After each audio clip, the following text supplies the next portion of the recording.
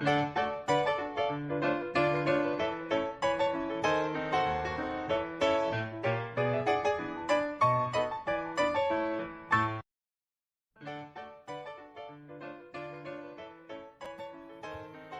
noite, pessoal. Esse é o Primitivo Cast. Estamos aqui no dia 6 de maio de 2024. Sejam todos muito bem-vindos. Estamos ao vivo aí no Instagram, YouTube, LinkedIn, Twitch e YouTube. Hoje nós vamos falar aqui com um convidado que já foi pedido em um episódio anterior, tá? O episódio com um dos amigos dos irmãos Quevedo. Ele falou, vocês têm que trazer o João Tales aqui, tem que trazer o João Tales. Então, a pedidos, a gente vem aqui com o João Tales. Seja muito bem-vindo, João Tales. Boa noite, Felipe. Obrigado demais aí pelo convite. Um prazer aqui conversar com vocês hoje. Legal. João Tales, ele é head, né, de TI e Sistema da Informação na Anima Educação. Então, vamos falar de educação, vamos falar de tecnologia. Esse é um podcast de negócios. Espero que vocês gostem do nosso conteúdo que a gente vai trazer aqui hoje para vocês. Os irmãos Quevedo ainda não conseguem participar com a gente, mas estamos ansiosos aí pelo retorno deles.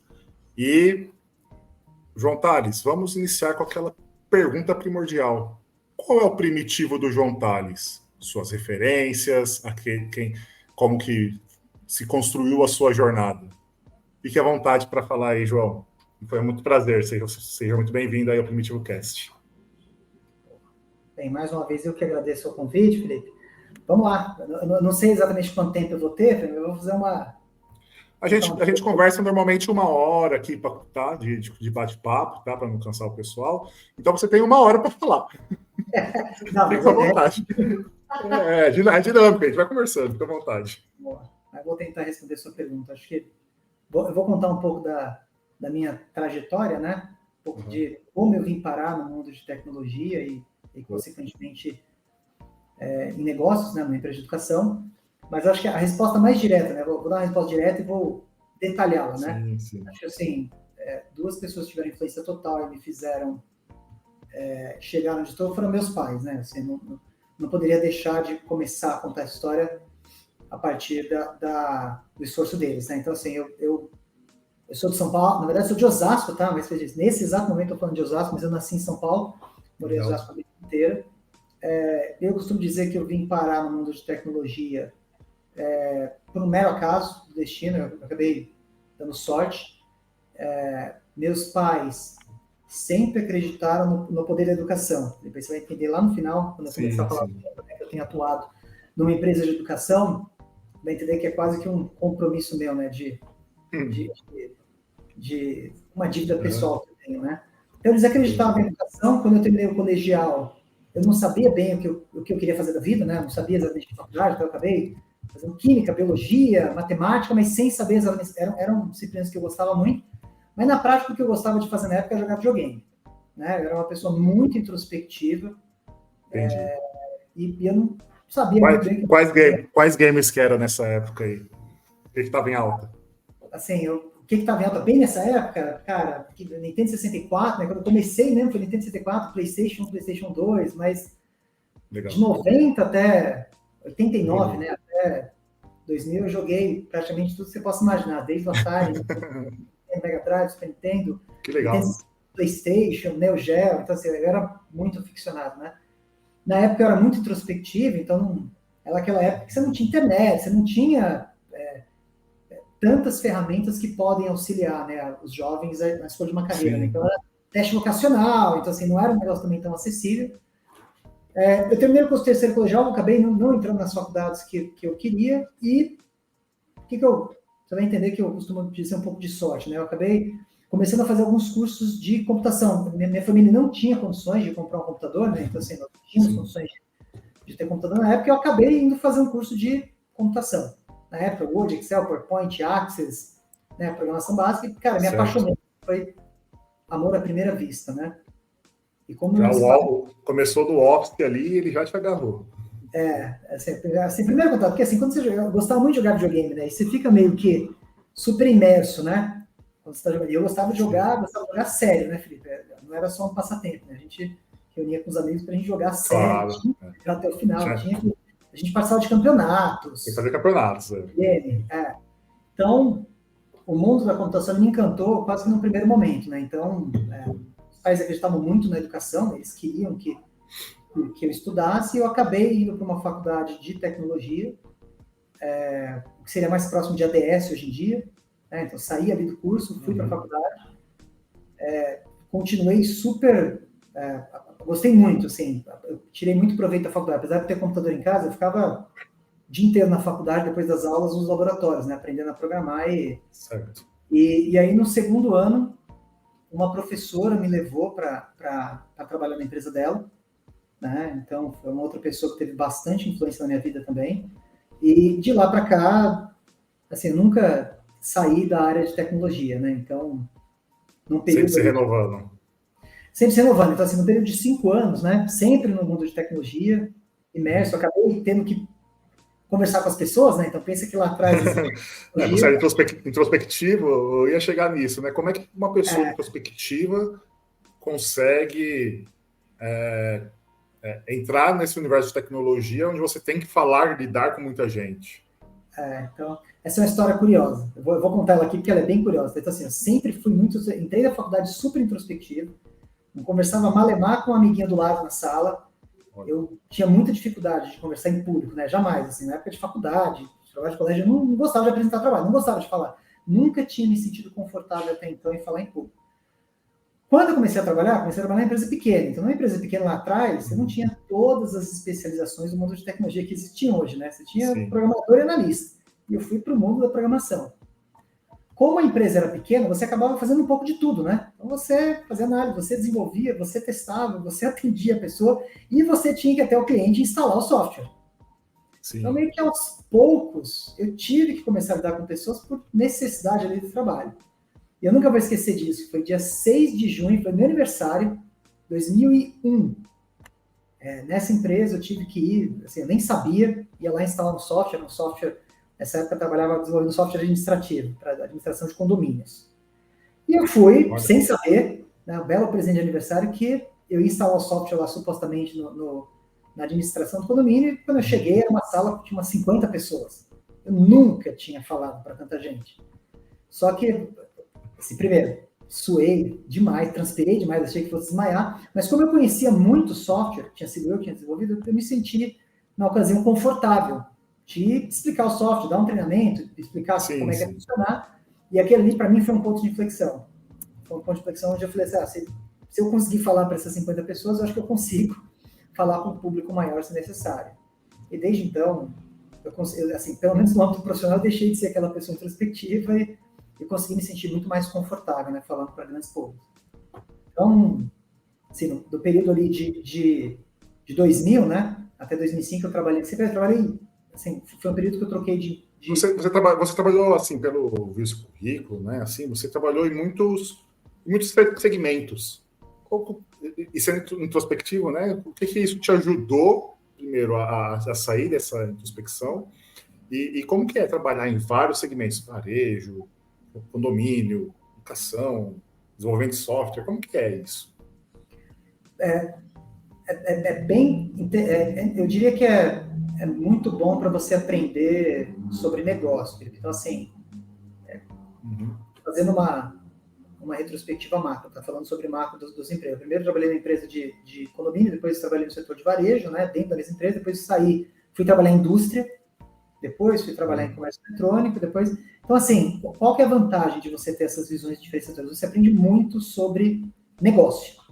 Tá? Então, primeiro, você aprende como funciona o negócio de um condomínio, né? Administração do condomínio, contabilidade, conta pagar, receber. Depois sai e vai para a indústria. Indústria é um outro mundo. É um outro mundo. Essa indústria que eu participei, que eu trabalhei, ela tinha operações espalhadas pelo Brasil inteiro. Então, nós fazíamos importação, fazia exportação. Então, assim, o ambiente fiscal é maluco. Como, especificamente nessa empresa, eu tive a oportunidade de desenvolver um RP, que hoje em dia é muito, né? Ninguém desenvolve um RP. Só explica, assim, para quem não conhece, igual eu, o que é um RP? que é ERP? O que é isso É aí? uma sigla para Enterprise Resource Planning, que nada mais é do que um software de gestão da empresa. Então, ele faz a gestão de contas a pagar, contas a receber, financeiro, contábil, processos de produção, folha de pagamento. Então, assim, ele encompassa boa parte dos processos da empresa. Então, hoje em dia é menos comum, né, as empresas produzirem, mas lembra que isso aqui é lá no começo dos anos 2000, né, as empresas que não podiam pagar por grandes pacotes, elas acabavam, muitas vezes, desenvolvendo, né, soluções internamente. Então, assim, da perspectiva de aprendizagem do negócio, foi fantástico, porque, assim, eu tive a oportunidade de aprender processo de produção de uma grande indústria química.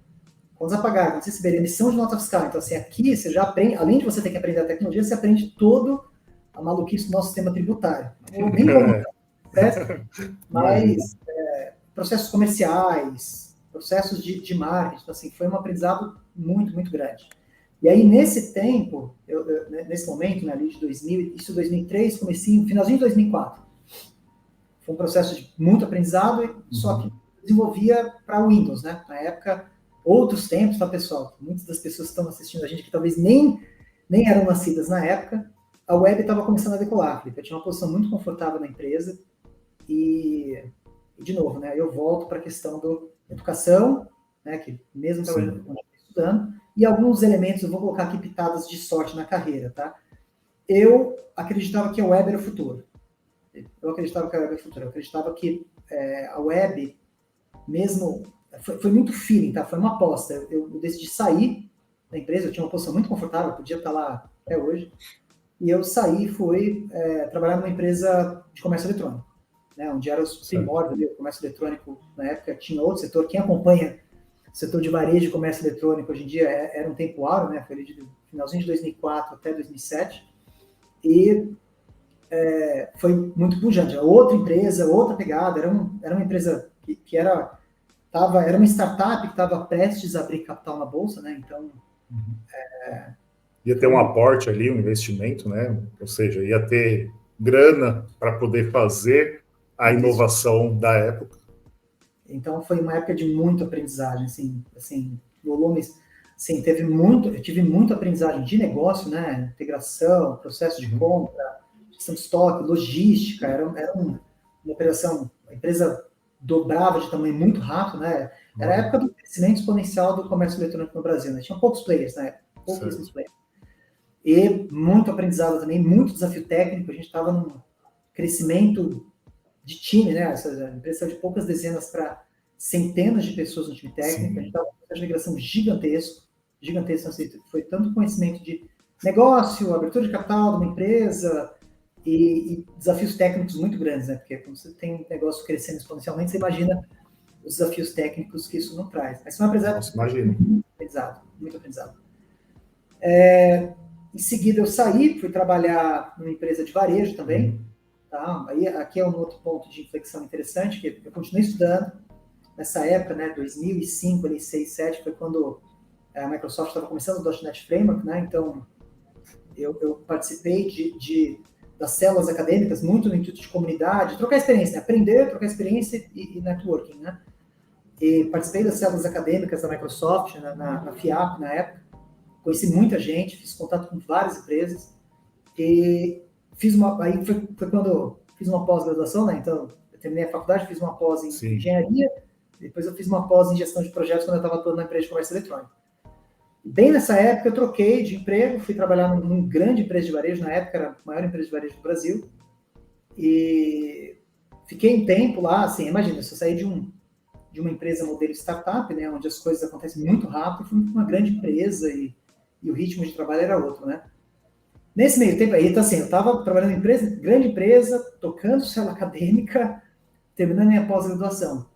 Foi quando me chamaram para trabalhar numa empresa de educação, uma startup, ainda bem no início, né? Então assim, eu estava numa empresa que tinha dezenas de milhares de colaboradores. Certo. Aí outro elemento de sorte, tá? Que eu costumo dizer.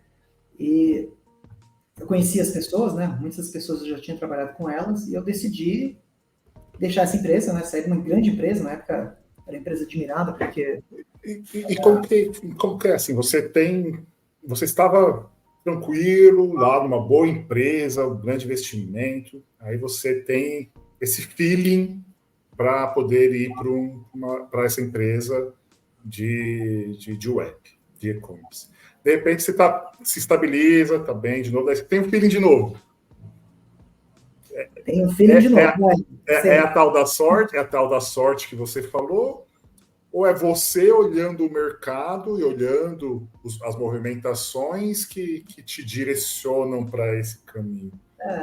Eu acho que o primeiro movimento que eu saí de uma posição que eu fui para a web foi uma aposta de que eu achava que a web ia se tornar a grande plataforma de negócios, né? A grande plataforma tecnológica de negócios. Né? Vamos lembrar que estava começando, né? Estava bem no começo. Nessa época tinha Google, não tinha... Estava bem no começo a web. Mas eu acreditava que a web, assim, posso dizer que foi um pouco de sorte e uma aposta. Porque eu, por alguma razão, acreditava. Talvez por continuar estudando, lendo e falar, cara, sim, esse negócio vai decolar.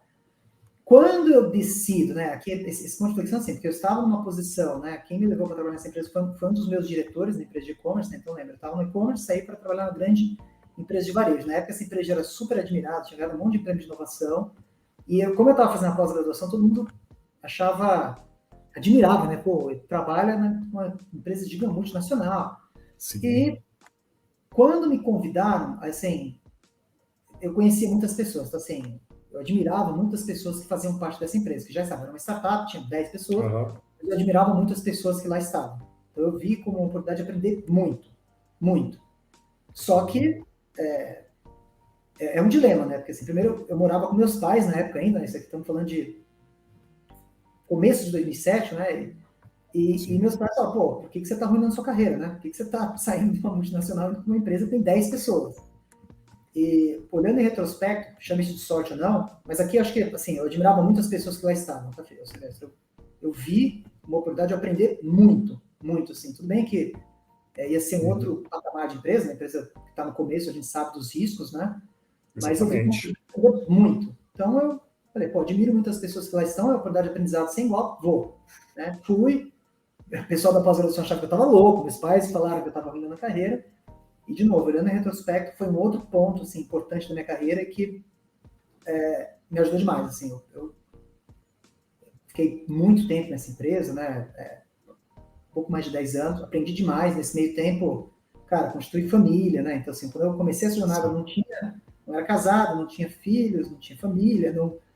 E como que é a sua estrutura familiar? Porque a família é importante também na nossa vida, né? Principalmente para a construção de carreira.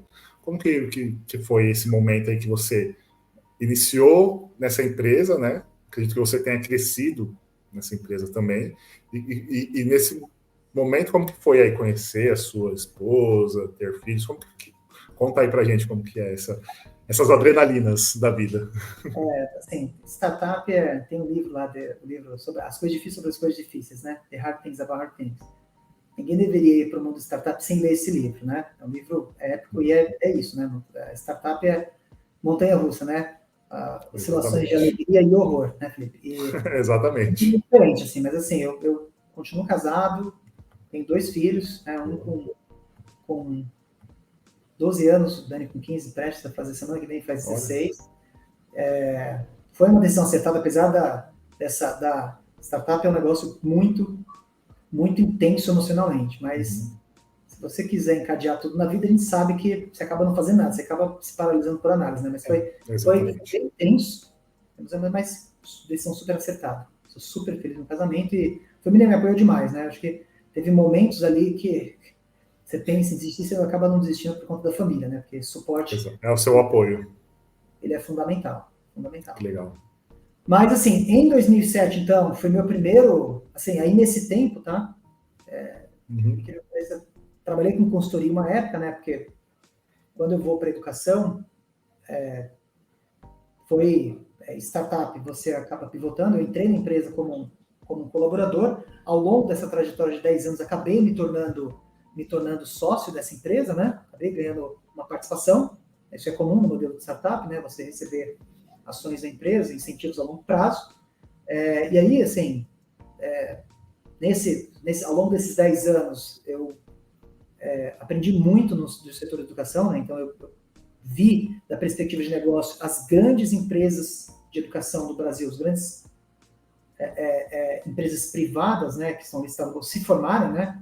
Então, se olhar assim, a Sim. década foi a formação dos grandes grupos educacionais, mas tive a oportunidade de lecionar, fui para a faculdade dar aula, foi uma experiência incrível, incrível, Legal. você aprende muito, acho que, não acho, tenho certeza de que é uma experiência de aprendizagem sem igual, você faz network, Você você dá, aprende. você dá aula até hoje ou você só fez essa experiência aí e parou? Não, eu infelizmente parei por conta do ritmo de trabalho da startup, mas certamente um dia eu vou voltar, porque foi uma Que experiência legal. incrível. Eu certamente volto para a sala de aula no futuro, porque foi uma experiência muito rica, você aprende muito, muito. Você faz network, você aprende demais, você tem que se preparar, assim, Quando, experiência quando muito você rica. Quando você for dar aula, você informa aqui para a gente, né? Onde que você vai dar aula, qual instituto que você vai dar aula para eu poder me inscrever, porque quero aprender. Boa. Quero Mas você aprender porque aprende, é bom. é uma troca de experiência, Felipe. Pode parecer que não, mas Isso. é impressionante, porque Legal. os alunos trazem uma perspectiva diferente. Quando você acha que você sabe, você tem que estudar para preparar uma aula, você aprende, você consegue enxergar coisas que você não enxergava, essa é uma experiência incrível. Então, ajudei a organizar eventos, né? Então, assim, tinha um evento que acontecia no Brasil, que ainda acontece, chamado QCon, também uma experiência Legal. de aprendizado e networking, né? Incrível, porque Sim. é um evento que a gente organizava sem você não receber nada, mas você recebia muito conhecimento, muito networking. Então, nós tínhamos que convidar as pessoas, os palestrantes nacionais e internacionais, então você acabava se conectando com pessoas incríveis, incríveis. Então, e aí eu, assim, é uma startup, essa é uma longa história, Felipe, talvez a gente precise de um episódio.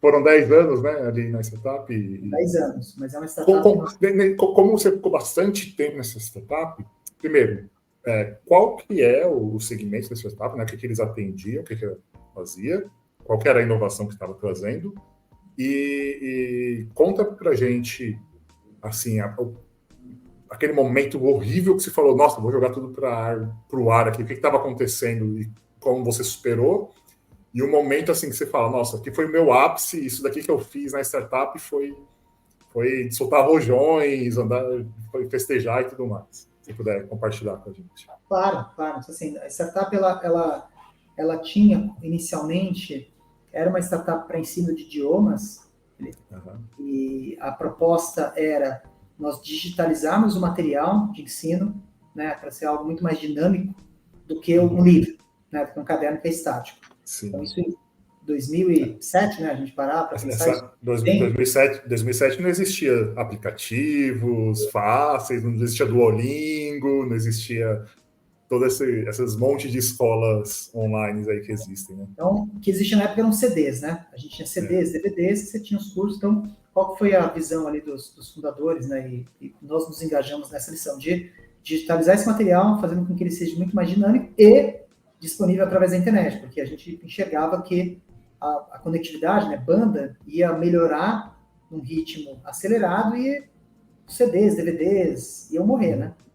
Sim. E a ideia do material acabou não indo muito para frente, tá? A gente descobriu que as escolas, a grande maioria ganha dinheiro com material, vendendo material, né? Então, no fundo, as escolas de inglês, qual que era o nosso cliente? Seriam escolas de idiomas empresas, né? Principalmente escolas de idioma. E a gente acabou descobrindo que as escolas de idioma ganham dinheiro vendendo material, né? Esse é o principal modelo de negócio das empresas. Não é nem o aluno ali pagando mensalidade, é o material que o aluno consome. E aí isso, enfim, na época, o Eric Ries não tinha escrito o livro dele ainda, a gente não conhecia muito o modelo de MVP, né? A gente foi descobrir isso depois que o produto estava pronto. Aí nós pivotamos para uma plataforma. A gente tinha, né, um sistema, uma plataforma, na época, a gente já podia mostrar essa plataforma, muito boa, mas para ensino de idiomas. A gente acabou abrindo isso para todo e qualquer tipo de ensino, né? E, coincidência ou não, era o momento onde os grandes grupos educacionais estavam se formando no Brasil, né? Nós pegamos esse, então, assim, o fato de nós termos pivotado para uma plataforma de ensino, né? O LMS, tá? No fundo, a gente fala de um Learning Management System, que é um sistema onde você disponibiliza conteúdo, os alunos acessam, né? A escola, os professores conseguem visualizar tudo e fazer essa gestão, né? Esse foi um momento, Felipe, que, assim, foi um dos momentos difíceis, né? Porque, assim, isso foi um momento onde o dinheiro da empresa estava acabando, a gente sabe aquela história de que, lembra a história lá do livro, lá do Alegria e Horror, né? Quando a gente recebia um aporte, tudo estava bem, né? Mas os momentos onde a grana estava acabando, a gente falava, pô, a gente não sabe como é que vai ser o dia de amanhã, ferrou, né? Não vamos ter grana Já não tinha para... dado certo os CDs lá nas escolas, a parte de digitalização para as escolas, e aí? Foram momentos bem difíceis, né? Nós trabalhamos demais, né? Não vou falar que foi sorte, mas a gente trabalhou muito forte, nós tínhamos um time incrível, e deu certo esse lance de a gente pivotar do modelo de ensino de idiomas para a plataforma. Nós pegamos alguns clientes, lembra que nós estávamos naquele momento, né, crucial, né, o ápice, né, ou a subida ali do ProUni, do FIES, conseguimos clientes que eles precisavam dessa plataforma, e nós entramos ali numa avenida de muito crescimento, muito, assim, então assim, nós aprendemos muito sobre o negócio, mas ficamos vários anos ali, né, pensa que a cada mês a empresa, os nossos clientes dobravam de tamanho, então o nosso desafio foi conseguir suportar esse crescimento exponencial, né, então a gente está falando de 2010 para 2011, nós saímos de servidores que ficavam do nosso lado, né, então nós gerenciávamos as máquinas fisicamente, nós fomos para um data center nos Estados Unidos, né, no modelo de hosting, mas isso não era suficiente, porque o crescimento era muito, muito, muito, muito acelerado. Então ali, em 2010, 2011, a gente teve que, naquela época, já ir para o modelo de computação em nuvem, porque o crescimento era brutal, brutal. Não fosse isso... Todo mundo indo para a nuvem, todo mundo captando mais alunos dentro das escolas e vocês tendo que suportar. Só que lembra que naquela época a história de computação não era tão difundida, né? Ainda era um negócio novo, muitos duvidavam da questão de segurança, é muito diferente do que é hoje, né? Hoje, todos os players de nuvem, né, eles são...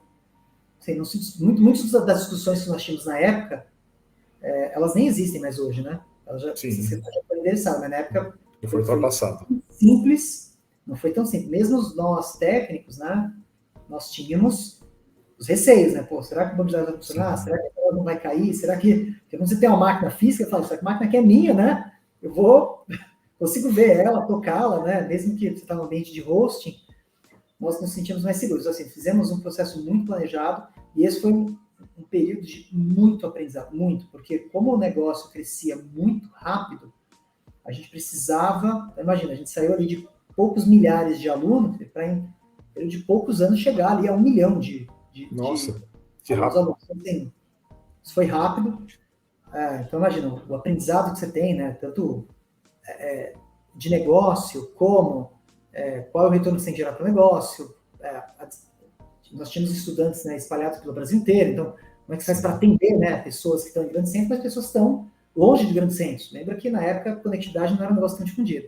E o crescimento em si, né, era um crescimento assim, super acelerado. Então, tecnicamente, assim, sem entrar muito em detalhes, mas assim, a gente já começava a falar de bancos relacionais, de ter processamento assim. Então, foi um período de aprendizagem técnica sem igual.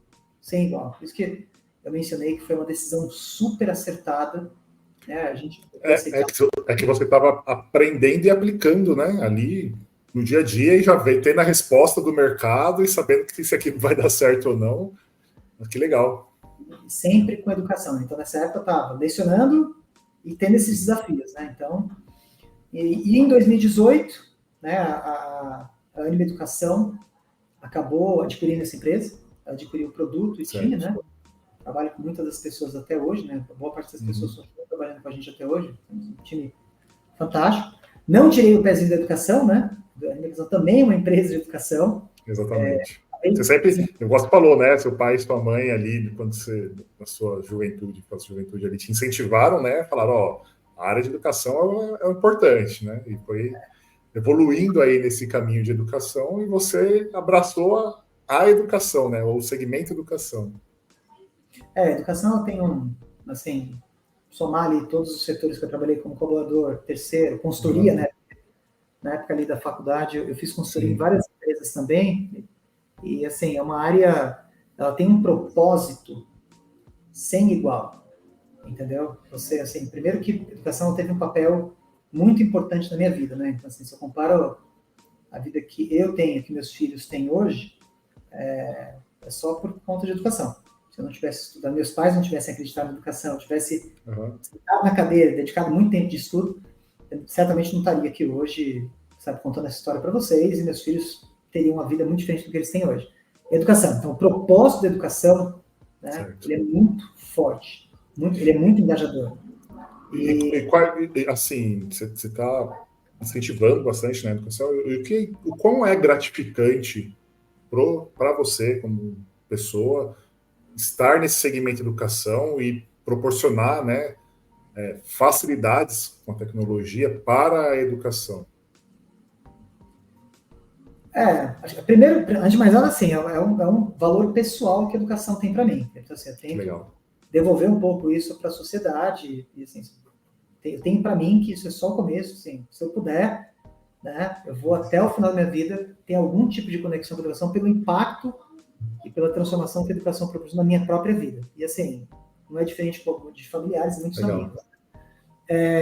Na empresa, né, então, assim, falando um pouco sobre a Anima, né? Então, assim, em 2018, a Anima comprou essa empresa, nós continuamos, assim, a Anima ela tem um propósito incrível, né, de transformar o país pela educação. Eu tive a oportunidade de fazer várias coisas sempre dentro de TI, mas muito próximo do negócio, né? E a gente costuma dizer que você tem que ir numa formatura, né, Felipe? Exatamente. Porque é um momento muito... É o ápice do aluno. É o ápice do aluno, da aluna, né? Então, assim, você percebe o impacto, né?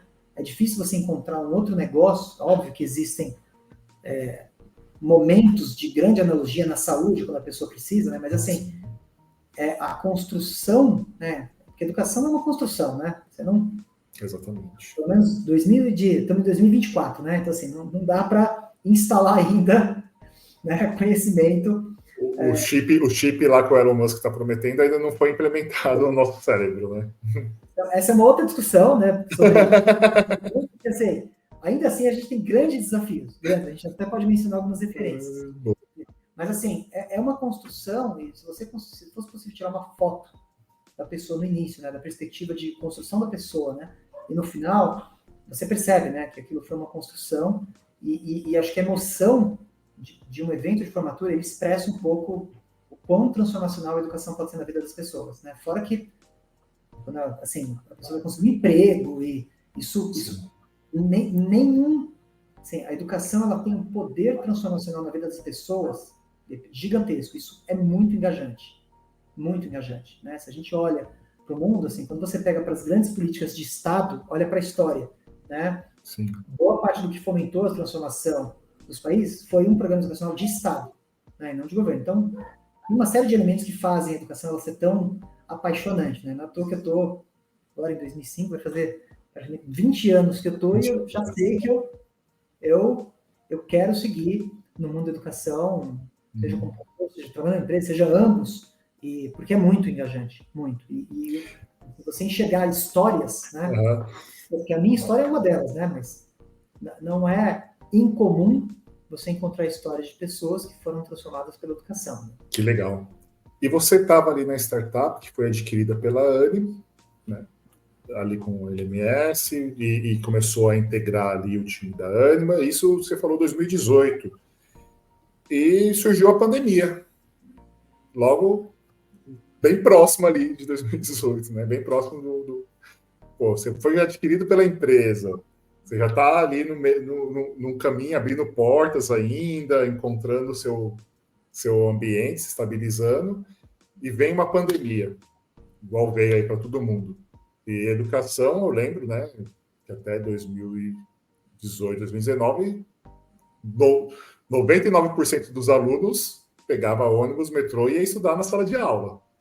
E aí, o que aconteceu? Como é que foi essa reviravolta e conta com esse turbilhão aí do que aconteceu, principalmente aí com você, porque você estava à frente ali da tecnologia, na Anima. O que aconteceu? Como é que você se salvou aí nesse momento? Turbilhão é um bom substantivo, né? Assim, eu acho difícil encontrar alguém, pessoa ou empresa, né? Tirando... o Bill Gates sabia que ia acontecer, mas ele não sabia exatamente quando, né? Lembra? A famosa frase, o mundo está preparado para uma pandemia. Exatamente. Assim, se eu dissesse para você que nós estávamos preparados, mentira, né? Assim, por mais que alguém acreditasse numa epidemia, numa pandemia, ninguém teria imaginado que isso teria durado o tempo que durou e o impacto que teve, né? E assim, a gente viu coisas que, mesmo em cenários distópicos, era difícil, né? A gente conseguir prever, né, a magnitude do que foi a pandemia. Assim, a ANIMA era exatamente o cenário que você comentou, né? Nós já acreditávamos na hibridez, tá, Felipe? Então, assim, nós tínhamos, né, aulas online, né? Não era o EAD, mas eram aulas online, mas os alunos iam para a faculdade no cenário que você descreveu, né? Quando a pandemia chegou, foi assim, nós tivemos um espaço muito pequeno de tempo para se adaptar, tá? Então, vou pegar 2 exemplos, tá? Que foram grandes desafios. Vou mencionar 3, tá? Primeiro, os nossos colaboradores e colaboradoras não tinham uma cultura de trabalhar remoto, tá? Quem trabalhava remoto era nós, né, de TI, porque, imagina, madrugada, final de semana, você não necessariamente precisava ir para a unidade, né? Mas nós tivemos um choque cultural grande, tanto cultural quanto de dispositivos para colocar todo mundo trabalhando de casa. Isso foi um desafio. Foi um desafio cultural, logística, né, de a gente entregar máquinas espalhadas por muitas cidades do Brasil, isso foi grande, não foi um desafio trivial.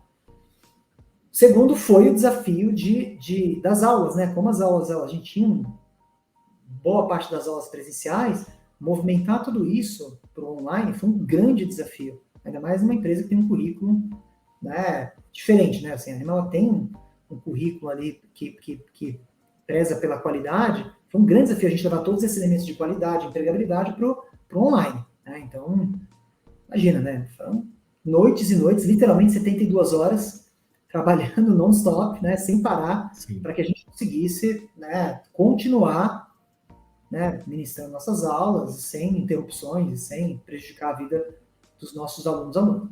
E tem outro exemplo, foi provas, né? Nós tínhamos, na época, uma operação de provas gigantesca, era um processo super complexo, uma logística gigante, né? Então, as provas, elas eram impressas em São Paulo, distribuídas pelo Brasil inteiro, todo um processo de digitalização. Então, isso também foi um grande desafio, né? A gente movimentar tudo isso na escala que a gente está falando, né? A gente está falando da Anima Educação. A educação tem quantas escolas e abrange metade do Brasil, praticamente.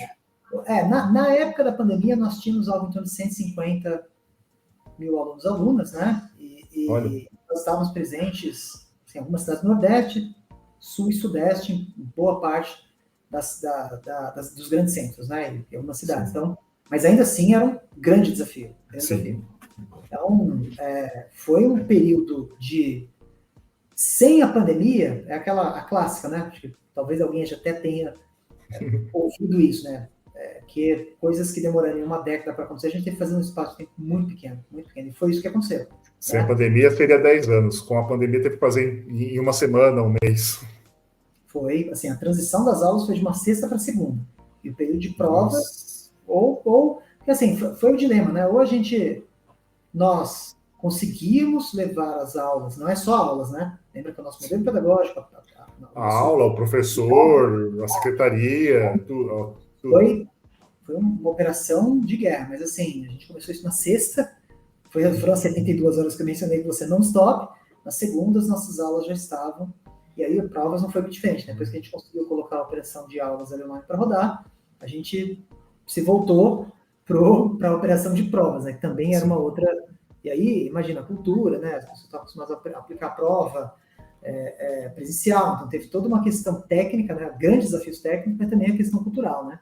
Vestibulares, né? A gente teve que movimentar todos os nossos vestibulares, também foi um choque cultural grande, mas foi um período de muito aprendizado também, né? Assim, primeiro... Com certeza. Eu aprendi muito.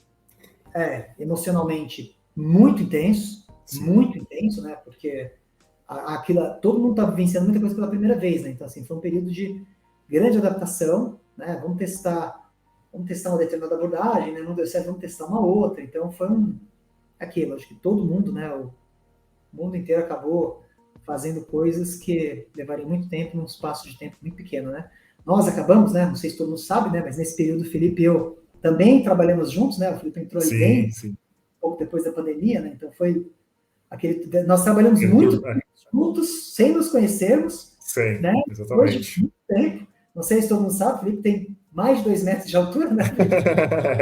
A Eu câmera... não, e detalhe, o João Tales também não é pequeno, não. Ele tem 1,90 m e pouco aí, eu sei. Mas tem que olhar para cima para falar para o Felipe, né? Porque é que você está acostumado, você tem 1,90 m aí, quase, um pouco mais de 1,90 m, você está acostumado a olhar o pessoal para baixo. Quando eu conheci o João, eu achava que o João era um caboclo ali de 1,60 m, 1,70 m ali. Aí quando eu cheguei, que eu olhei, o primeiro impacto, o sorriso foi daqui a aqui, né, meu amigo gigante? Mas essa foi uma outra coisa curiosa, né? Essa foi uma curiosidade da pandemia, essas experiências, que ninguém estava acostumado a trabalhar 100% remoto. Exatamente. Nós trabalhamos meses, assim, eu cheguei a trabalhar mais de um ano com uma pessoa sem conhecê-la pessoalmente. Quando a gente encontra, assim, essa é uma coisa muito curiosa, né? Porque a gente cria uma imagem da pessoa ali no dia a dia, e aí quando você encontra com ela pessoalmente, é super legal. A gente tem várias histórias, né? Foi uma delas, né? Porque eu lembro até hoje, você entrando na sala, eu falei, e na sua direção, né? Eu ignorei todo mundo e fui na sua direção. Quando você eu lembro disso. Essa voz, né? Até você ligar, né? A imagem para a pessoa falar, é o Felipe, mas eu não imaginava que o Felipe era uma pessoa tão alta. Mas foi um período, assim, de muito trabalho, Felipe, assim, e a gente vive um pouco, né, do legado, né, até hoje, né, assim, tem empresas que continuam no modelo remoto, empresas estão indo, empresas estão voltando, mas, assim, muitas das discussões ali da pandemia, a gente está tentando ainda encontrar, acho que a gente aprendeu muito, né, não só dentro da mas como pessoas, né, então... assim, eu costumo usar o termo primitivo, né? A ideia do primitivo é isso. A gente estava na era das cavernas e não sabia. A gente tem que ir lá, testando, riscando fogo, batendo graveto com graveto para sair o fogo, sair a fagulha, para começar a ir evoluindo e sempre inovando. Sempre, quais ferramentas que eu tenho? Eu tenho SSS. Vamos agora testar essa SS e ver o que acontece? E se juntar as duas, o que acontece? E inovando. Eu lembro quando o João apresentou o primeiro desenho de arquitetura lá que ele desenhou com o time, eu falei, nossa, que complexo. E era um monolito gigantesco, aí ele foi quebrando, e vai montando, aí você vai começando a entender as caixinhas, cara, eu aprendi muito, muito com o João Tales, parte de arquitetura, olhar a arquitetura, o desenho da arquitetura, por que tem aquilo ali, e as melhorias que foram, cara, foi quase 2 anos junto ali trabalhando com o João Tales, e a evolução, a inovação que você trazia, né, para o seu time ali, trabalhar de um conjunto de uma forma rápida e entregar, fazer essa entrega rápida, né? Como que é gerir um time tão grande, uma equipe tão grande igual você gere hoje, né? E aplicar esses modelos de Kanban, Scrum e ter tudo isso alinhado com um propósito de levar educação aí para o Brasil. Assim, antes de mais nada, assim, foi um período de aprendizado recíproco, tá, Felipe? A gente trocou muitas figurinhas, eu aprendi bastante também. Né? Só vale ressaltar isso. Sobre times, né? Assim, o desafio é você conseguir engajar as pessoas, né? Então, assim, lembra que educação tem muito propósito, né? Então, você conseguir identificar assim, os pontos fortes e fracos das pessoas, né? Colocar elas para trabalhar em desafios que elas gostam, né? Porque assim, nada tem potencial tão grande como identificar. O Felipe gosta de trabalhar com dados. Se eu colocar ele para encarar desafios de dados, ele vai com suporte, né? Ajudar quando ele precisar, remover impedimentos, remover eventualmente questões burocráticas, né? Porque assim, geralmente a pessoa que é muito técnica, ela não gosta de ficar, sabe, resolvendo questões burocráticas, né? Então, assim, acho que o desafio é você conseguir entender os pontos fortes e fracos, colocar as pessoas, né, para trabalhar naquilo que as engajam, entender ali como é que você vai fazer a gestão dos times, né? Então, tentar também não ter... Difícil você falar diretamente com 200, 300 pessoas, mas você tem que... Como é que você faz, né? Essa balança, ela não é tão óbvia, né? Quantas camadas você precisa ali de coordenação e gestão para que você também não fique tão distante, né? E quem são essas pessoas? Porque essa posição, né, de gestão dos times técnicos é uma posição técnico-social, né, Felipe? Então, assim, não pode ser uma pessoa só com esse técnico, mas também não pode ser só uma pessoa com essa gestão. Então, esse equilíbrio, ele é um desafio. Então, você identificar esse perfil, colocar essas pessoas, acho que esse é o grande desafio, né? Educação tem um aspecto de inspiracional que ajuda, né? Sim. Ajuda. Você não precisa, não é tão difícil você vender o propósito da educação, né? O desafio é como é que você faz para montar um time, entender, né, como é que você faz a divisão, porque não adianta você ter um time de 300 pessoas, né? Exatamente. Dividir esses Tem um time times em... gigante e dois fazem muito e 298 não fazem nada, né? Não tem como. A gente vai se voltar lá para os princípios de agilidade, né? E a coordenação entre centenas de pessoas vai se tornar proibitiva. Você vai estar gastando muito tempo na coordenação e não no trabalho em si, né? Então, acho que um desafio é você conseguir segmentar isso, né? Isso para quem... Eu lembro até hoje que quando você está começando, isso é invisível, né? Uma coisa que você não enxerga. Você enxerga isso quando você começa a crescer muito o número de pessoas no time, né? Então, Sim. aí você fala, pô, puxa vida, então essa coordenação realmente eu tinha estudado lá, tinha lido, mas eu nunca tinha tido essa experiência. Né? Então, experimentado. Então, o desafio é você, como é que você faz para dividir, né, as pessoas, colocar essas pessoas, né, ali como líderes, né, dessas pessoas e acompanhar, ajudar elas a remover impedimentos, né, e fazer com que elas consigam focar no trabalho, né? E identificar, né, novos líderes, novas oportunidades para quem está chegando. Eu acho que isso é muito legal no papel da gestão, isso, ter esse olhar mais carinhoso para com as pessoas e menos técnico, né? Que isso, o olhar do João é maravilhoso quanto a isso, né? Ele consegue identificar pessoas muito técnicas e direcionar essas pessoas muito técnicas e também lidar com pessoas não muito técnicas ou sem técnica nenhuma e incentivar essas pessoas a fazer um trabalho, mesmo que seja com tecnologia, mas de forma diferente. Eu acho isso sensacional na sua condução no tempo que eu trabalhei com você. Aí você vai desenvolver, você vai aprendendo também, né? Você vai aprendendo. Eu gosto muito lá do Simon Sinek, que fala muito disso, né? Ele é um cara que eu sigo, ele é um cara não técnico, né? Não extremamente, mas eu sigo ele, lembra? Ele tem uma fala muito interessante, ele fala assim, os clientes são pessoas, né? Os colaboradores são pessoas, os fornecedores são pessoas, né? Se você não gosta de gente, você tem um problema, então... Isso é verdade. A fase que eu deixei de ser uma pessoa muito introspectiva, eu aprendi a gostar de pessoas. E, assim, eu realmente acredito que todas as pessoas têm algo de especial a contribuir para o mundo. Basta você conseguir entender, né, e direcionar. Sim, legal. E assim, as pessoas trabalhando com vocês são pessoas, né? As empresas, acima de tudo, são pessoas. Então, exatamente, ajudar elas a se desenvolverem, né? Atribuir ali, né? Delegar aquilo que você acredita que as pessoas conseguem. Até um limite, né? Sim. Expor as pessoas a desafios que você sabe que ela, eu sei que ela vai precisar de ajuda, vai penar, vai sofrer, não foi muito diferente com a gente, né? Mas... essa gestão humana que você está falando aí, né? Essa gestão humana aí, mesmo sendo o universo de tecnologia, eu acho sensacional. Né? Você estar próximo. E eu vou fugir um pouco do universo de tecnologia, na pergunta que eu vou fazer agora, porque eu sei que você gosta muito de comida, de estar com a família, né? E, assim, como que você lida com os momentos, né? Que você tem esse lado humano ali com a tecnologia, com seus colaboradores, com aquele time gigantesco ali com você, e ao mesmo tempo você tem a sua família. Como que você lida esses momentos? Porque quem trabalha com tecnologia, como você falou, né? Pô, você tem que ir 2 horas ali trabalhando sem parar. E aí, como é que você lida com esses momentos e esses sentimentos? E fala um pouco dos seus hobbies, do que você gosta de fazer para estar off de trabalho. Boa, não dá uma guinada, né? Então, Isso.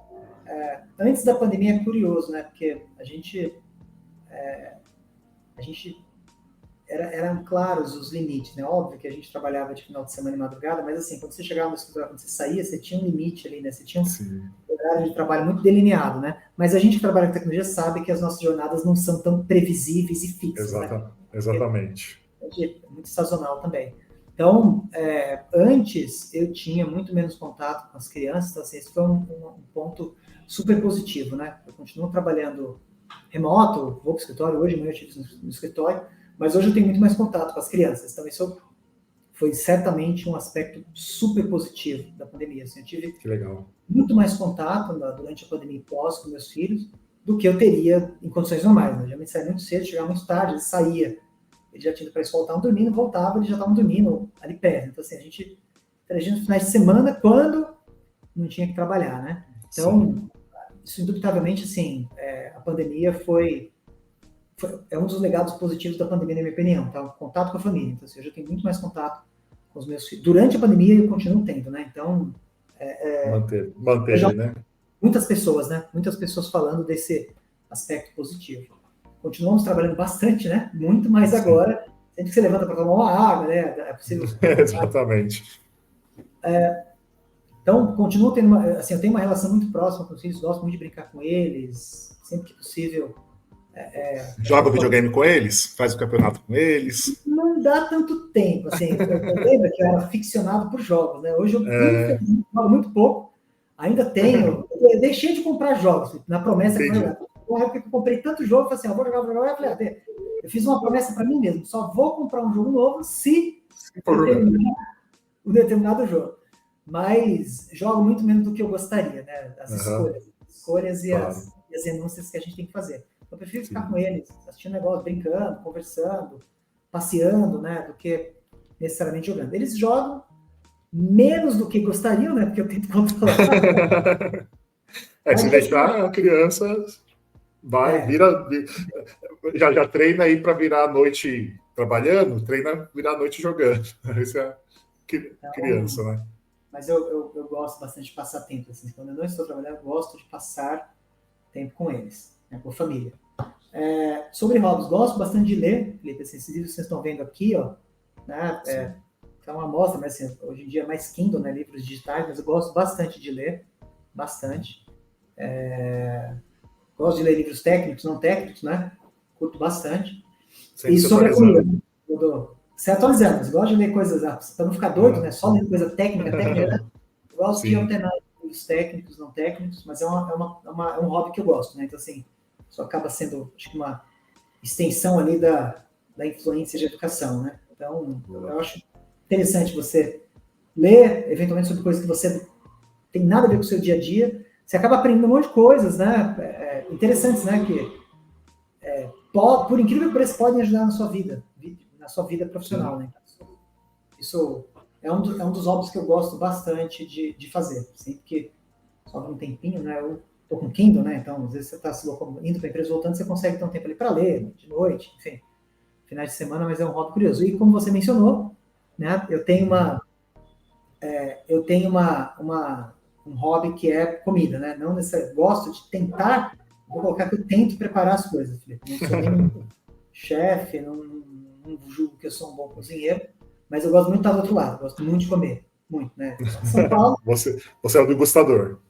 Sou degustador, eu gosto muito, assim, eu tenho uma relação especial, eu me considero que eu tenho uma relação especial com a comida, gosto muito de... A gente está em São Paulo, né? São Paulo não tem praia tão perto, não tem... Então, uma das vantagens de se morar em São Paulo é você tem acesso a praticamente todos os tipos de comida que você possa imaginar, né? Muitos restaurantes.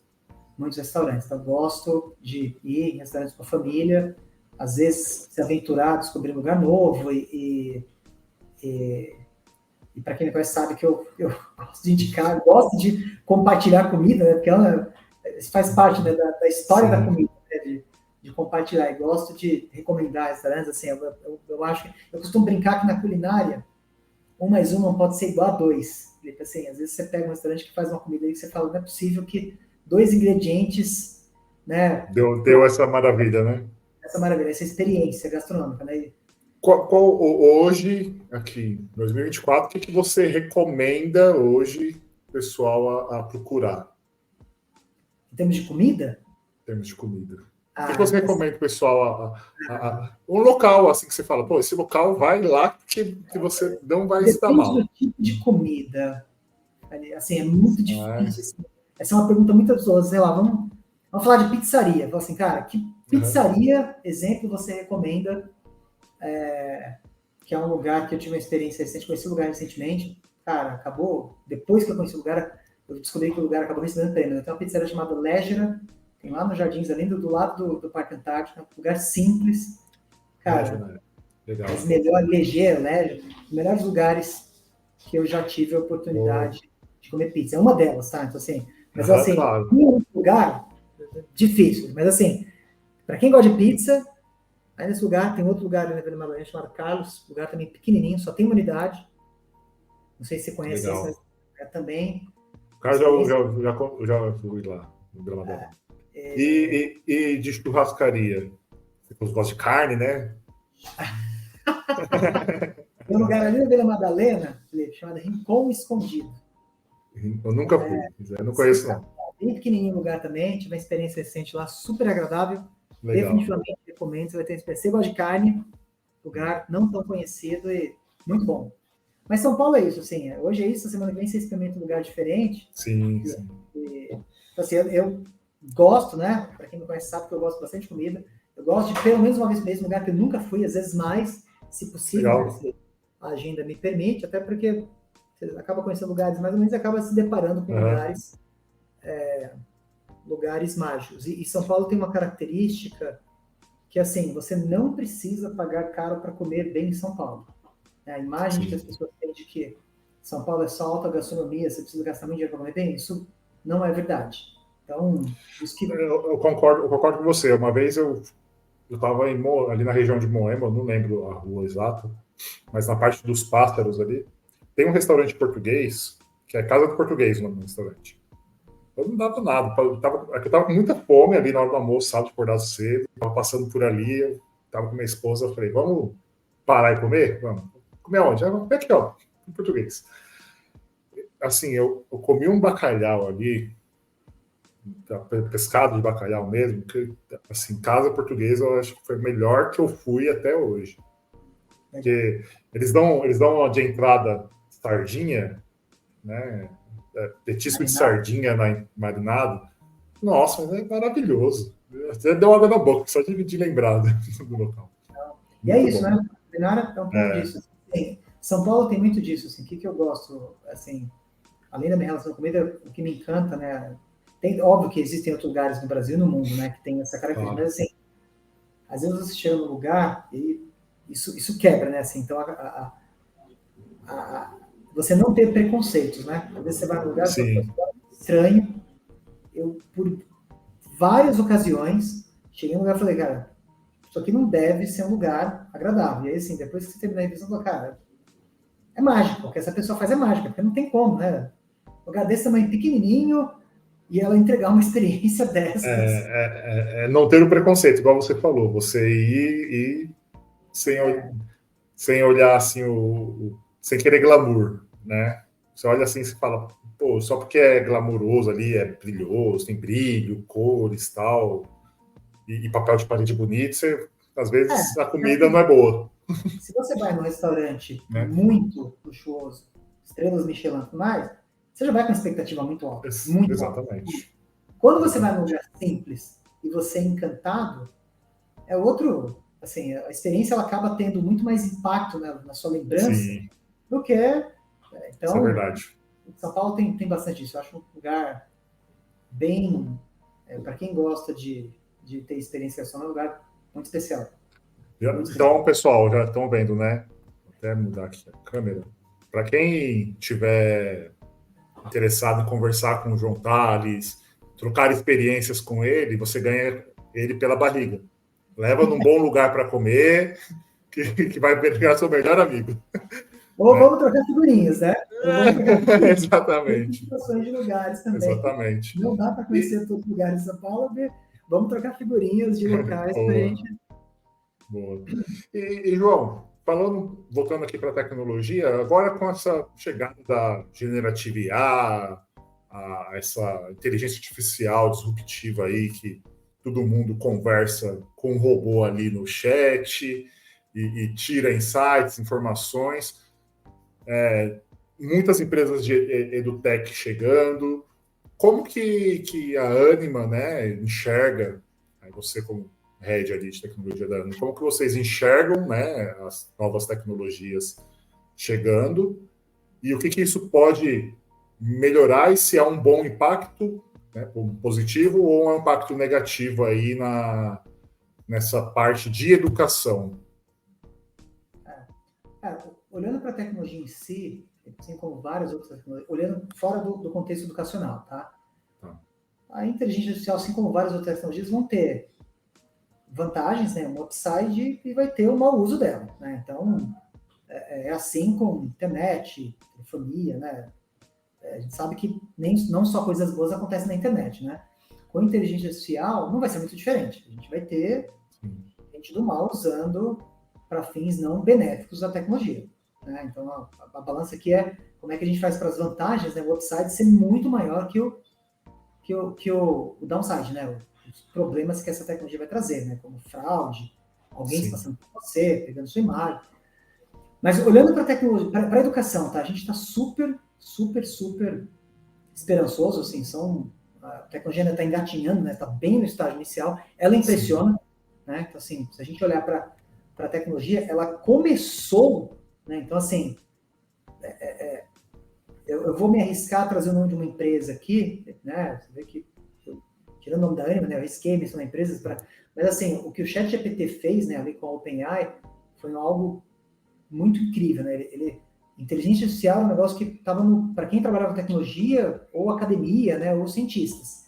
Então, assim, o ChatGPT levou para o mundo, para as pessoas de não tecnologia, o acesso ao negócio, e todo mundo, quem conhece o gráfico, né? Viu lá que foi uma das ferramentas que conseguiu atingir 1 milhão de usuários num espaço muito pequeno. Então, assim, apesar disso, ainda está no estágio muito inicial, né?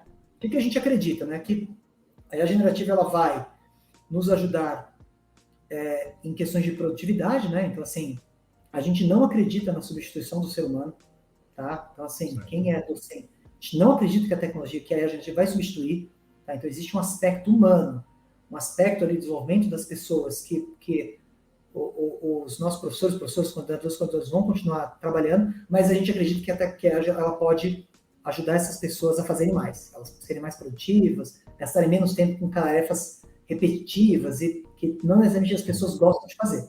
Na parte ali de educação, a gente acredita que parte de experiências educacionais, personalização, recomendação, tem um grande potencial, além, né, das possibilidades que a gente nem consegue enxergar, né? Vamos lembrar que, né, quando surgiu a internet, telefonia, computação em nuvem, muitas das coisas que aconteceram nos momentos a gente nem conseguia enxergar, né? Exatamente. Muito do que está por vir, né? A gente está bem no fase inicial, a gente ainda vai vislumbrar vários casos de uso que a gente nem consegue enxergar agora, mas certamente experiências de aprendizagem mais imersivas, personalizadas e de recomendações que assim, talvez fossem possíveis com IA clássica, né, IA Machine Learning, Deep Learning, mas que a generativa vai se tornar mais acessível, mais simples até de ser feito, né? Além de, pegar um exemplo, tá? A gente tem feito ali alguns pilotos ainda em estágio inicial que permitem a pessoa conversar com o conteúdo, né? Então, imagina que o curso da pessoa tem um livro, tem um PDF, tem um vídeo, tem um áudio, tudo que foi falado naquele vídeo, no áudio, mais o conteúdo, mais referência, você consegue fazer perguntas e ele consegue entender, entre aspas, né? Então, isso é um outro assunto, né? Como é que esses modelos funcionam realmente?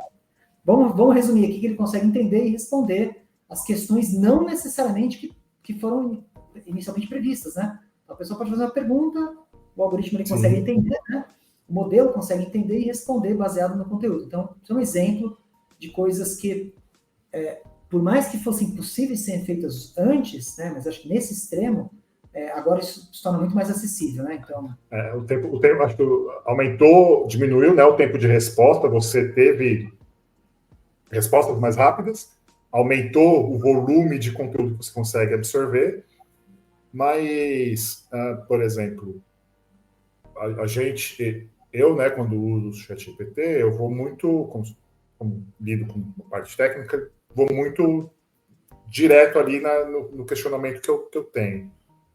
E pessoas que vão pegar, tipo, sei lá, Shakespeare lá, 900 páginas no livro e falar, resume para mim aí Shakespeare, a obra tal, que eu quero saber o que está falando. E falar, não, beleza, agora eu já sei o que é Shakespeare.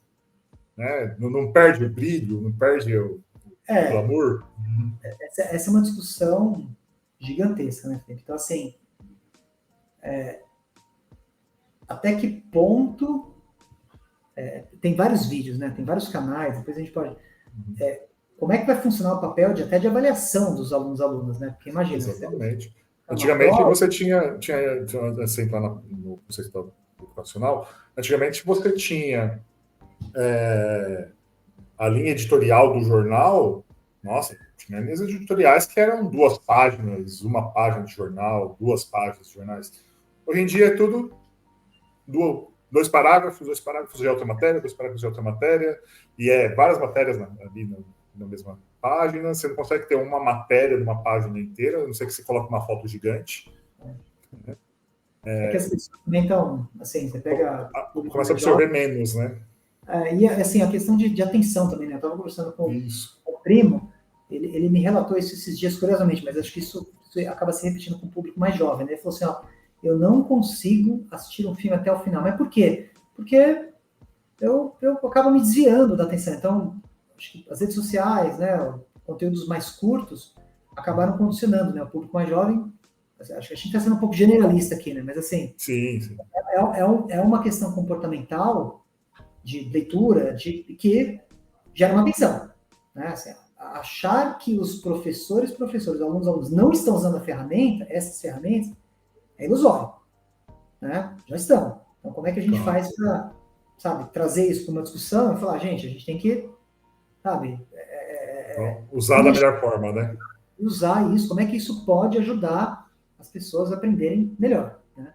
Sobre ler, né? Assim, aí, acho que é a questão da experiência, né, Felipe? Assim, será que você só quer o resumo do livro porque você está preocupado com o conteúdo ou você quer ter a experiência da leitura? Né? Então, assim, vai chegar um ponto, e eu acho que a gente não está tão distante, de que a barreira da língua vai ser cada vez menor com esses modelos. Sim. As pessoas vão deixar de aprender idioma? Eu gosto muito de idioma. Gosto bastante. Então, eu não deixaria de aprender o idioma porque o algoritmo vai, mas, né, procurar aí já vai encontrar os óculos, né, os buttons que já fazem tradução praticamente em tempo real. Né? Você não quer um idioma só para fazer uma reunião, provavelmente as pessoas vão, né, essa barreira do idioma vai cair. Mas para quem quer ter experiência, aprender um pouco da cultura, tem o desafio do tempo, né, Felipe? Exatamente.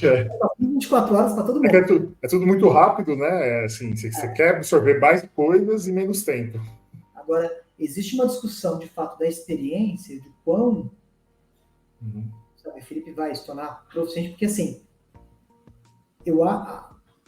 essa tecnologia ela pode ajudar você a acelerar o processo de aprendizagem das pessoas. Mas essa é uma tese que ainda tem que ser comprovada, tá? Eu não estou afirmando isso porque não tem nenhum estudo que comprove isso. Sim. Mas no extremo, se você quiser aprender sobre estrutura de dados avançadas, se você quiser aprender muito a fundo, você vai ter que sentar na cadeira e estudar e tempo, assim, não tem, né? A ideia do Neuralink, de ter um chip, essas tecnologias podem te ajudar a acelerar o processo. Não estou afirmando, a gente tem que estudar, tem que esperar estudos concretos que comprovem isso. Mas, no extremo, você ainda tem que sentar e dedicar tempo, né? Porque um aprendizado profundo demanda ali uma dedicação, você tem que dormir com aquilo na cabeça, porque, sabe aquela história que você está aprendendo, a primeira vez que você se depara com tudo, você não aprende, não entendeu, aí você tem que ter outra perspectiva, leva um tempo para que você realmente ganhe um conhecimento profundo sobre o assunto. Mas essas tecnologias estão mudando a maneira com que as pessoas estudam, indubitavelmente. Você pega um tema, vai lá, né? Muitas pessoas o primeiro mecanismo de pergunta já não é mais o Google. Essas ferramentas, porque já traz ali uma resposta. Então isso tem, certamente, já mudou a maneira com que as pessoas estudam, não necessariamente todo mundo, e como as pessoas trabalham. Gera um impacto, né? No meio, nas comunidades, nas escolas e tudo mais. Mas eu pessoalmente acredito que as vantagens do website dessa história vai ser grande. Então, lembra que a gente ainda está nas fases iniciais. A tecnologia ainda está engatinhando, né? A gente ainda vai ver bastante coisa e acontecendo, e ela tem grandes chances de ter bastante desdobramentos ainda positivos, muitos dos quais a gente nem consegue enxergar, né? Então, assim, com certeza. quando lá foi lançado, quem conseguia imaginar, né, quão transformacional foi isso para o nosso dia a dia, né? Então, quando a internet surgiu, lembra? Todo mundo achava que aquele negócio era um... Cara, esse negócio aqui vai dar em nada. Vai dar em nada. É para as pessoas ficarem conversando, para as pessoas ficarem... Olha, o Harari fala muito disso, né? Que decisão política não associada à guerra teve mais impacto na vida das pessoas que a internet? Principalmente o público jovem, né?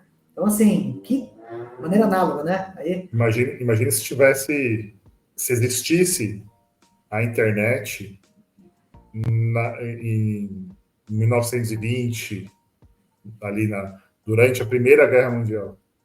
Então, como teria sido, né? Até para pensar no romance, mas muito cedo ainda para a gente dizer que as transformações que a IA, mais especificamente generativa, serão tão grandes quanto a internet, talvez não, ou quanto o iPhone, né, a computação em nuvem, mas assim, parece que é uma tecnologia que veio para ficar e ela terá ainda muitas versões, muitas evoluções, e a aplicabilidade da educação, finanças, né, logística, saúde, a gente ainda vai viver para ver os dobramentos, mas é promissor. Legal. É promissor. Né, os ensaios, né, os primeiros casos de uso que a gente vê são muito encantadores, né? Tem que medir resultado ainda da perspectiva de negócio, né? Mas é muito promissor. Muito promissor. Muito legal.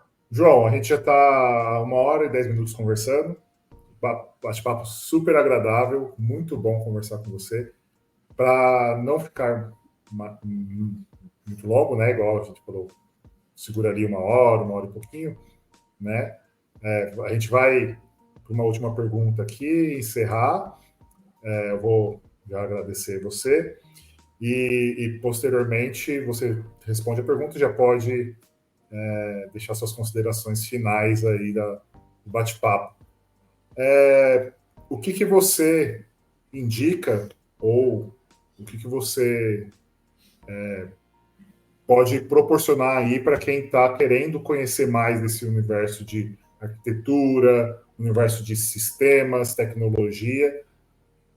Você vai indicar estudar, mas você tem algum livro, alguém que você segue, que você fala, não, segue essa pessoa que é muito importante. O que você indica aí para quem está querendo iniciar essa carreira e seguir essa carreira aí de arquitetura, de sistemas e tudo mais? Legal. Bom, assim, acho que para trabalhar com tecnologia, Felipe, você é testemunha, né? Eu recomendo que as pessoas gostem de tecnologia, né? Acho que esse é Sim. Como as jornadas são longas, a gente tem que ficar constantemente se reinventando, então assim, é uma área que você nunca vai deixar de estudar. É ilusório você achar que você vai estudar lá a generativa 1, ou você vai estudar computação em nuvem, e você nunca vai ter que ficar se reinventando, né? Então, assim, primeira dica, encontre uma área, seja arquitetura, segurança, banco de dados, engenharia de dados, que você goste. Eu costumo brincar, né? Assim, você faria de graça, porque Sim. a gente sabe que as nossas rotinas são intensas, a tecnologia está permeando cada vez mais os aspectos de negócio, né? Então, o negócio e a tecnologia estão ficando cada vez, essa fronteira está ficando cada vez menos óbvia. Então, goste. Agora, para não deixar de responder de maneira objetiva a sua pergunta, né? Cara, assim, especialmente em arquitetura, gosto muito, muito do Martin Fowler, né? Martin Fowler. Gosto muito de mencionar nomes, que seria injusto deixar de mencionar algumas pessoas, né? Mas Sim. o Martin Fowler é um cara muito influente na área de arquitetura, tá? Gosto bastante dele, não poderia deixar de mencionar, tá? Tem papers, né? Então, assim, tem muitos papers ali acadêmicos, né? Então, assim, esse mundo está em muita transformação, mas tem bastante paper, né? De Stanford, Harvard, MIT, que, mas é muito acadêmico, mas tem muita coisa, ainda mais agora, no momento que a gente está vendo, tem muita coisa interessante acontecendo. O desafio é você filtrar, né? Então, Sim. Tem o pessoal das empresas, né? Então, eu gosto muito de seguir algumas pessoas de empresas, né? Então, assim, sigam lá o CTO da AWS, sigam o CTO da Oracle, sigam o CTO do Google, que essa galera, são pessoas muito boas, influentes e que ditam bastante. As pessoas do mundo open source, né? Então, assim, não poderia deixar de mencionar o Linus Torvalds, né? A galera, né, dos projetos open source, né? Sim. Dá para você aprender muito com os projetos open source, então vai lá na galera que criou o Redis, a galera que criou o Nginx, a galera que criou o Kubernetes, a galera que criou, né, Vai na comunidade Apache e se debulha lá dentro, se perca lá dentro. O desafio é muito desafio de foco e atenção, assim, cara, para onde que eu olho, porque a disponibilidade de material hoje em dia ela é muito maior do que o volume de horas que você tem no dia, né? Nossa disponibilidade para estudar. Mas assim, no mundo de arquitetura, o Martin Fowler é um cara mega influente. Legal. Gosto bastante, e ele é um cara, muitos dos livros que vocês estão vendo aqui são deles ou de pessoas que começaram, sabe, seguiram ele, era muito influente, e certamente, para quem gosta da área, vai gostar dos posts, leituras, o blog dele, sempre tem também. Muito legal. Muito obrigado pelo bate-papo, pelas indicações, por demonstrar esse lado humano, né, de gestão aí que você faz. E obrigado mais uma vez. Espero que a gente possa retornar num bate-papo futuro com os irmãos Quevedos também junto. Espero que a gente possa retornar e falar mais das novas tecnologias que vão estar surgindo e trazendo mais conteúdo, né, para o pessoal curtir. E é isso aí. Obrigado, João. Eu que agradeço pelo convite, Felipe. Super prazer. E pode contar comigo, sempre que precisar. Legal. É um grande prazer vir aqui participar e compartilhar um pouco, né? Acho que o aprendizado, eu aprendo muito. Legal. Aqui. Aí, pessoal, a gente ficou em live aí, pessoal do Instagram, do LinkedIn, do YouTube, da Twitch e do Facebook que estão acompanhando. Agradeço por vocês terem acompanhado a gente até agora. A partir de amanhã vai estar disponível o áudio do podcast no Spotify, Deezer, Google Podcast, Amazon Music e YouTube Podcast. Tá? Somos independentes, né? Tem um custo operacional aqui. Quem puder apoiar a gente pede, né, uma ajuda aí com Pix, que vocês puderem ajudar. O nosso Pix é silvestre@primitivocast, tá?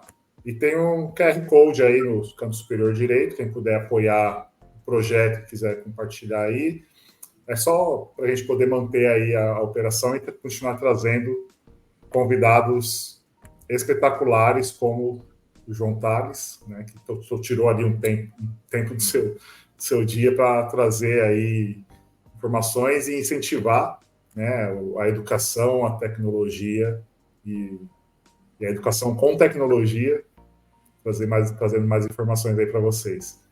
Muito obrigado, pessoal. Tenha uma ótima noite e uma boa semana aí para todos. Todos nós.